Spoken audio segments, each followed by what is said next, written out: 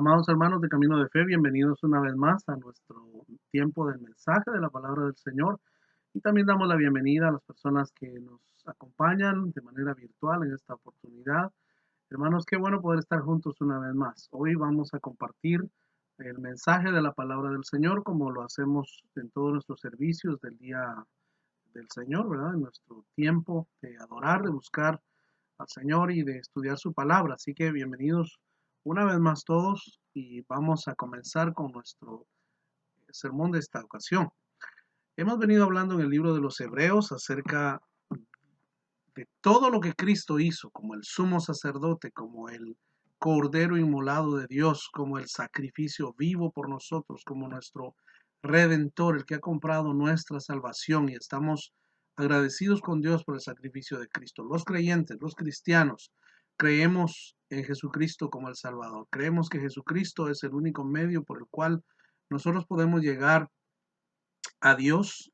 Creemos que el sacrificio de Cristo, la sangre de Jesucristo derramada en la cruz, es suficiente y es capaz para limpiarnos de todo pecado y para abrirnos el camino para poder entrar directamente a la presencia de Dios, que de otra manera no podría ser posible a causa de nuestro pecado, a causa de nuestra humanidad, a causa de nuestra imperfección, a causa de nuestra incapacidad de poder acercarnos a Dios por nosotros mismos. Necesitamos de un Salvador y ese Salvador es Jesucristo. Lo vemos a través de la historia, lo vemos a través de la Biblia, lo vemos a través de la historia bíblica, y en el libro de Hebreos, el autor de Hebreos está hablando a una gran cantidad de creyentes, en su mayoría judíos, que están tentados o están siendo provocados a volver a las regulaciones y a las leyes del judaísmo. Y entonces el autor de Hebreos se encuentra versículo por versículo, capítulo por capítulo, por cada tema, a través de todo el libro, vuelve a explicar quién es Jesucristo y cómo toda la escritura apunta a Jesucristo como el Redentor. Así que eso hemos venido estudiando en este tiempo, y hoy vamos a leer en Hebreos capítulo 10, Hebreos 10 del 19 al 25. Si usted tiene su Biblia puede acompañarme.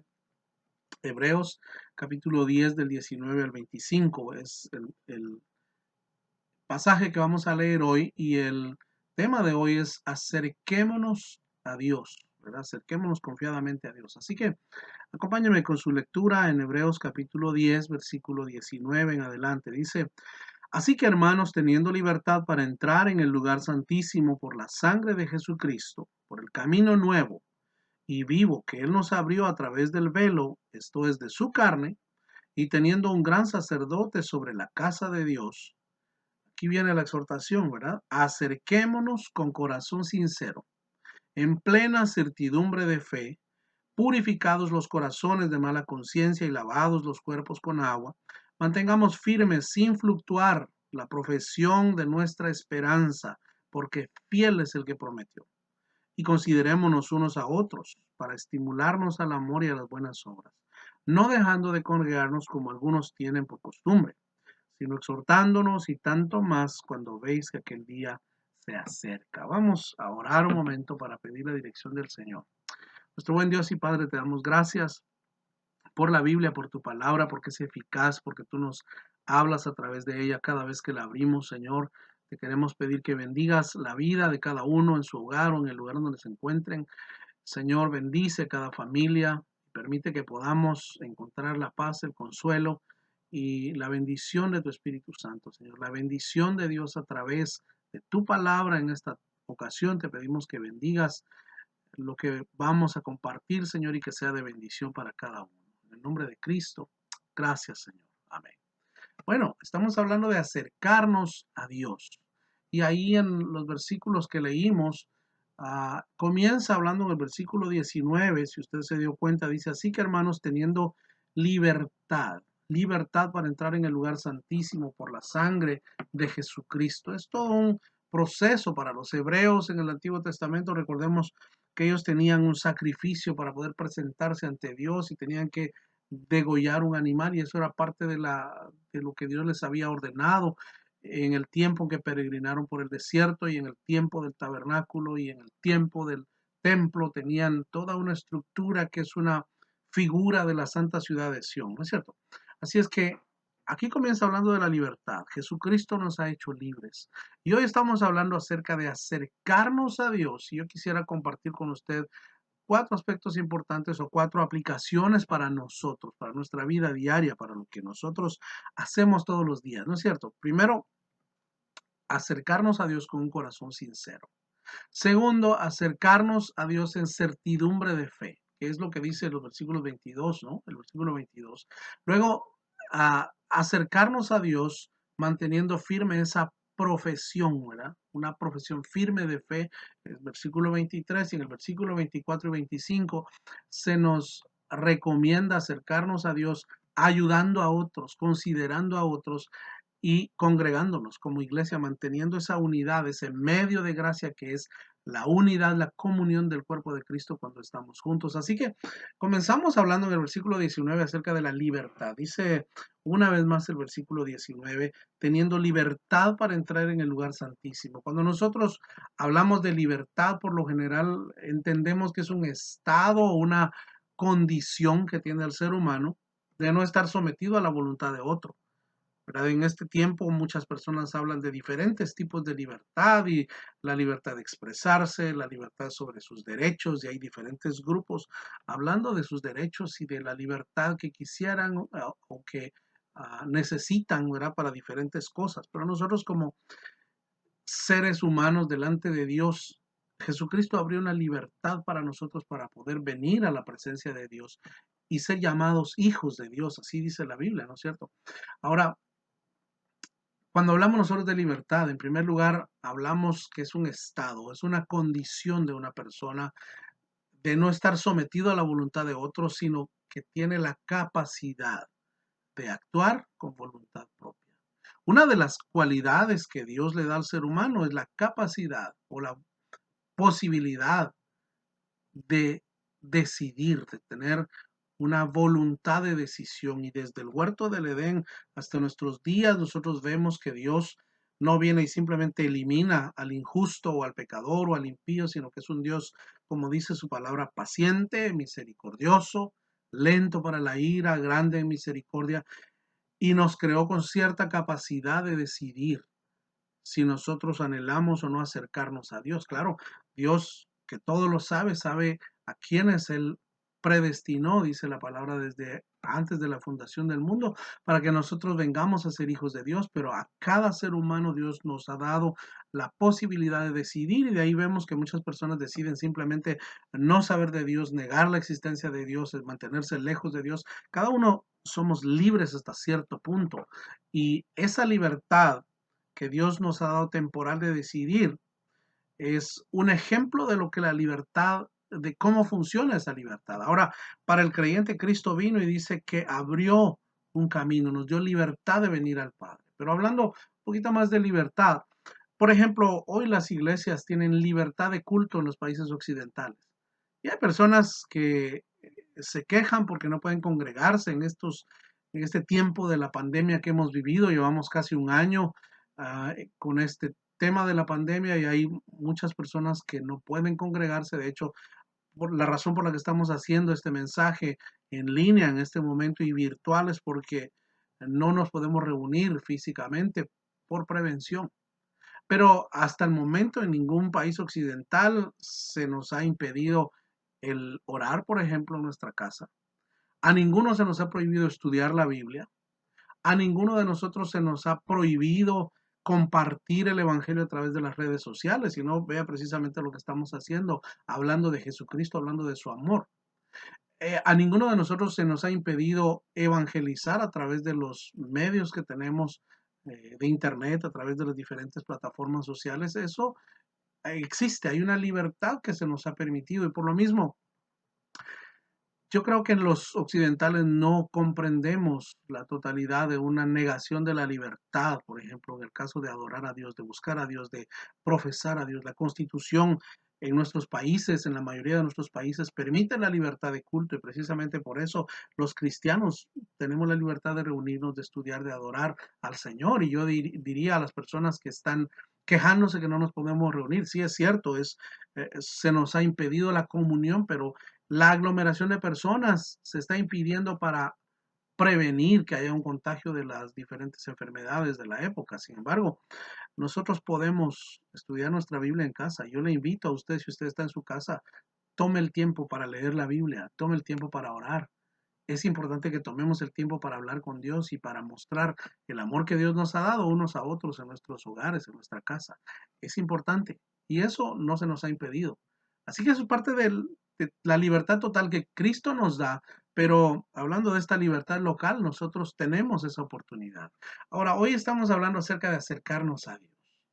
Y una de las cosas que Dios hace para acercarnos es darnos precisamente libertad, ¿verdad? Tenemos libertad. Ahí cuando leemos en ese versículo 19 que leímos hace un momento, dice, teniendo libertad para entrar en el lugar santísimo. Otras versiones traducen esta palabra como confianza, pero realmente podríamos decir, se nos ha dado confianza o se nos ha dado permiso por medio del sacrificio de Cristo de acercarnos a Dios. Esa es una de las, bueno, realmente la cosa más maravillosa que le puede pasar a un ser humano.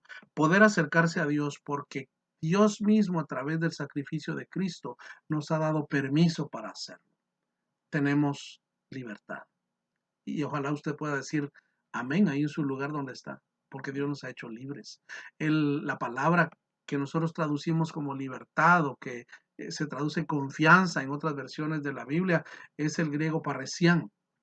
Realmente no es que sea totalmente la definición de libertad, sino que lo que quiere decir es como un animal recién degollado. ¿Qué quiere? ¿Qué relación tiene eso? Lo que ocurre es que en el Antiguo Testamento y en el tiempo de los antiguos en la Biblia, cuando se hacía un pacto y se hacía un pacto a través de la sangre de un animal, por ejemplo, se cortaba o se degollaba un animal como para sellar ese pacto. Lo mismo ocurre en el tabernáculo cuando los sacerdotes se acercan a ofrecer un sacrificio a Dios. Se degollaba un animal porque el Dios Santo no podía eh, interactuar con el hombre si no había derramamiento de sangre por el pecado. Alguien tenía que pagar por lo que otro había hecho y los sacerdotes tenían que ser rociados, ¿verdad? Los hijos de Aarón fueron rociados con sangre en sus vestiduras para ser limpios de la inmundicia que había alrededor del santuario y los rocían con sangre. Y ese animal cuando es recién degollado, la arteria brota sangre y mancha o rocía todo lo que está alrededor. Eso es lo que el verbo parresián quiere decir, que nosotros entendemos aquí que se nos dio libertad. Fuimos rociados con la sangre de Cristo para que cuando Dios vea esa marca de la sangre de Cristo en nuestra alma, no nos condena, sino que nos permite la entrada libre a su presencia por causa del sacrificio de Jesucristo. Y gloria a Dios por eso. El cuerpo de Cristo fue rasgado al igual que el velo, ¿verdad? Dice, cuando nosotros leemos la historia de la crucifixión que está extraordinariamente documentada por todas partes, no solo en la Biblia, pero en la Biblia dice que cuando Jesucristo murió, el velo del templo se rasgó, se partió. Yo quiero decirle que el cuerpo de Cristo también fue rasgado como un velo, como un animal al que le cortan la arteria y la sangre sale disparada y para rociar todo lo que está alrededor. Así como el velo se partió, Jesucristo fue rasgado para que usted y yo tengamos la libertad de entrar a la presencia de Dios. Gloria a Dios por eso. Porque el sacrificio de Cristo nos hace libres, nos hace aceptos. El concepto es que aquellos que están bajo ese pacto de Dios son como personas que pasan por un camino por el que está corriendo la sangre, pero la sangre no corre como un río a la par del camino, no. Está pasando el individuo en ese camino hacia Dios y es rociado porque esa vena viva de la sangre de Cristo le está rociando todo alrededor y queda completamente marcado con la sangre de Cristo. Ahí en el pasaje que estamos leyendo, dice el versículo 20, por el camino nuevo y vivo que Él nos abrió a través del velo, esto es de su carne, es precisamente lo que acabo de explicar. Es interesante que Jesucristo en Juan 14:6 le dice a sus discípulos, yo soy el camino, la verdad y la vida. El griego prostatón ahí es ese animal recién degollado, esa corriente de sangre recién degollada que salpica todo alrededor. Cristo dice, yo soy el camino, yo abrí ese camino, yo soy ese camino que al ser rasgado y rocía a los que pasan por ahí, pueden entrar directamente a la presencia de Dios. Esa libertad es la libertad que Dios nos ha dado y con la cual nos ha hecho libres de estar bajo la voluntad del pecado, bajo la voluntad del maligno, bajo la voluntad del sistema caído en el que habitamos. Y entonces es interesante que hay personas que dicen yo no puedo cambiar, pero yo quiero recordarnos a todos nosotros en esta ocasión. Usted y yo podemos ser transformados por ese cambio comprado con la sangre de Cristo, por ese camino abierto por Jesucristo en su sacrificio en la cruz. Usted y yo tenemos la capacidad de permitir que el poder de Dios transforme nuestros hábitos, nuestro carácter, nuestra forma de ser, que desarrolle las disciplinas en nuestra vida para llegar a un nivel de la perfección, de conocer a Jesucristo como Él es y que esa libertad que Él nos ha dado en el ambiente espiritual alcance también nuestra vida material, nuestra situación mental, nuestra situación emocional y cuántas cosas que tenemos los seres humanos. No es solamente que cuando yo vengo a Cristo me salva el alma y de ahí yo estoy por mi cuenta, no. Cuando yo vengo a Cristo y Él transforma mi vida, me rocía con su sangre, mi ser completo debe ser transformado. Y ese proceso es un procedimiento gradual en el cual mi voluntad ya no está sometida al pecado o al enemigo, o al sistema caído o a mi carne, ¿verdad? Sino que una vez que tengo a Cristo, tengo la capacidad de poder ser transformado, de poder acercarme a Dios. No tenemos excusa. Podemos acercarnos a Dios y podemos mejorar, si queremos usar ese término, nuestros caminos, porque ahora tenemos a Cristo que nos ha abierto el camino hacia Dios en el cual todas las cosas pueden ser perfeccionadas. La idea es que usted y yo cada día nos acerquemos más a la imagen de Cristo. Espero que usted pueda decir amén allá en su lugar. Bueno, ahora sí vamos a hablar de las tres aplicaciones para nosotros. Entonces dice que nosotros debemos acercarnos al Señor. Y si usted me acompaña ahí en los versículos que siguen, ¿verdad? Dice que tenemos un gran sacerdote sobre la casa de Dios. Versículo 22, acerquémonos con corazón sincero. Y esta es una aplicación muy importante para nosotros en esta ocasión, porque déjeme leer lo que dice Jeremías 17 del 9 al 11 y creo que aquí va a tocar una parte que a nosotros como seres humanos nos causa conflicto en muchas ocasiones. Jeremías capítulo 17 del 9 al 11 dice así, engañoso es el corazón más que todas las cosas y perverso. ¿Quién lo conocerá?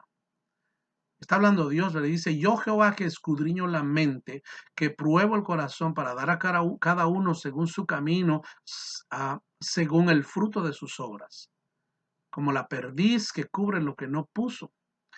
Es el que injustamente amontona riquezas, en la mitad de sus días las dejará, y en su postrimería será insensato, será como un necio, como un tonto. Comienza el versículo 9 de Jeremías 17 diciendo, engañoso es el corazón del hombre, más que todas las cosas y perverso. ¿Quién lo conocerá? Y luego en el 10 responde la pregunta, Jehová que escudriña la mente y aprueba el corazón, prueba el corazón, lo pone a prueba. En el tercer versículo, que es el 11, dice, como una perdiz que cubre lo que no puso, es el que injustamente amontona riquezas, porque a la mitad de sus días las va a abandonar y cuando sea viejo o cuando terminen sus días se va a ver como un tonto en la presencia de Dios. Es importante que usted y yo veamos que cuando nos acercamos a Dios en esta vida, debemos hacerlo con autenticidad para con Dios, sin apariencias, sin máscaras. Es importante que nosotros analicemos nuestra condición delante de Dios, que no podemos aparentar, ¿verdad? Hay personas que dicen, yo quiero ir a la iglesia para limpiarme un poquito de los pecados. No funciona así. Delante de Dios tenemos que presentarnos tal como somos, pero nuestro corazón debe acercarse a Dios de una manera auténtica, de una manera genuina, no para que me vean, no para que digan que soy bueno, no para yo autoengañarme creyendo que ya fui y ahora sí ya me limpié, ahora puedo ir a vivir la semana otra vez como quiera y regresar. No, es una habitación, es una vivencia delante de Dios en santidad, que Dios espera que nosotros realmente busquemos su rostro de esa manera. Así que la primera aplicación era esa, que nosotros nos acerquemos a Dios con un corazón sincero. En segundo lugar, que sea con certidumbre de fe. Ahí mismo en el versículo 22 dice, acerquémonos con corazón sincero en plena certidumbre de fe. ¿Qué quiere decir eso? No es que yo tenga mi fe personal de la salvación, que yo estoy seguro que si me muero me voy al cielo porque yo recibí al Señor. No, es más que yo tengo confianza total en la eficacia del sacrificio de Cristo. Es decir, que yo genuinamente creo que Dios puede salvarme a través de Cristo. Hay cristianos que dudan y tienen preguntas si Cristo realmente es Dios, si realmente Jesucristo salva, si realmente yo solo tengo que recibir el regalo de salvación y no tengo que yo hacer obras para ser salvo. La Biblia es bien clarita y dice, todo aquel que creyera en su corazón que Jesús es el Señor y confesare con su boca será salvo. ¿Por qué? Porque nosotros no podemos salvarnos por nosotros mismos. Entonces, esa certidumbre de fe es realmente tener una confianza total en la eficacia, es decir, que el sacrificio por medio del cual Jesucristo, así como un animal degollado, fue abierto, fue rasgado por nosotros, ¿verdad? Y su sangre salió como un rocío, como una vertiente que cuando cubre el alma del individuo que está ahí, esa persona es completamente salva. Esa confianza debe habitar en nuestro corazón, esa certidumbre de fe, creyendo que Él realmente puede darme entrada al trono de Dios. Amén. Así que en esta ocasión hemos primero aprendido o hemos repasado este concepto de que debemos acercarnos a Dios con un corazón sincero, auténtico, sin apariencias. Y en segundo lugar, en la certidumbre de fe, es decir, saber, confiar y creer que realmente Jesucristo es capaz de salvarnos. Amén. En tercer lugar, que debemos guardar, dice, una profesión firme. Ahí en el versículo 23 dice, mantengamos firme sin fluctuar la profesión de nuestra esperanza, porque fiel es el que prometió. ¿Quién es el que prometió? Jesucristo prometió que iba a preparar un lugar, que Él se iba a entregar, que Él le entregaba su vida voluntariamente por nosotros, que nadie se la podía quitar, pero que Él la ponía en rescate por muchos. ¿Qué más? Él nos proveyó esperanza. Le dice a sus discípulos, voy a preparar un lugar para que donde yo esté, ustedes también puedan estar. Mientras nosotros habitamos en esta tierra, Jesucristo está sentado a la diestra de Dios esperando que se cumpla todo este proceso, intercediendo por nosotros, preparando el lugar para todos aquellos que van a entrar a la presencia de Dios. ¿Amén? Por lo tanto, esa profesión firme de fe, ahí dice mantengamos firmes sin fluctuar la profesión de nuestra esperanza. En el original no es tanto profesión como que yo confío en algo, sino es una confesión, la confesión de fe en la cual yo abro mis labios y confieso que Jesucristo es Dios, que Jesucristo es el Señor. Amén. Y esa profesión de fe debe ser firme, de tal manera que si la fidelidad de Dios es permanente, mi confesión a Él debe ser permanente. Permanente en que Él es capaz, en que su sangre es suficiente, que su sacrificio es más que suficiente. En primer lugar, entonces vimos que debemos acercarnos a Dios con un corazón sincero. En segundo, con certidumbre de fe. En tercero, manteniendo una profesión firme. Es decir, si Él ha sido fiel conmigo, yo debo ser fiel a ese amor que Dios ha mostrado para conmigo. Que yo pueda mostrarle a Dios mi agradecimiento a través de mi obediencia y mi fidelidad. Y en último lugar, ayudando a otros, considerando a otros y no dejando de congregarnos. Voy a leer lo que dice los versículos 24 y 25. Y considerémonos unos a otros para estimularnos al amor y a las buenas obras, no dejando de congregarnos como algunos tienen por costumbre, sino exhortándonos y tanto más cuando veis que aquel día se acerca. Bueno, cuando hablamos de ayudarnos, ¿verdad? Unos a otros, debe ser una motivación ferviente. La relación personal de un individuo con Dios se considera como una relación vertical, ¿verdad? Dios y yo en privado, Él conoce mi corazón, yo le conozco a Él, pero eso no debe quedarse ahí. Hay personas que dicen, no, Yo no me congrego, yo no voy aquí, yo no me relaciono con la gente porque la gente es mala. Dios sabe y conoce mi corazón. Sí, eso es cierto. Pero si mi relación con Dios está bien, yo debo mostrar el fruto de esa relación en mi relación con los demás. Es una combinación de la relación vertical con Dios en la relación horizontal con las personas que yo sí veo. Dice la Biblia, si yo no puedo amar a la persona a quien yo veo, al individuo que físicamente yo veo, ¿cómo puedo decir que amo a Dios a quien físicamente no puedo ver?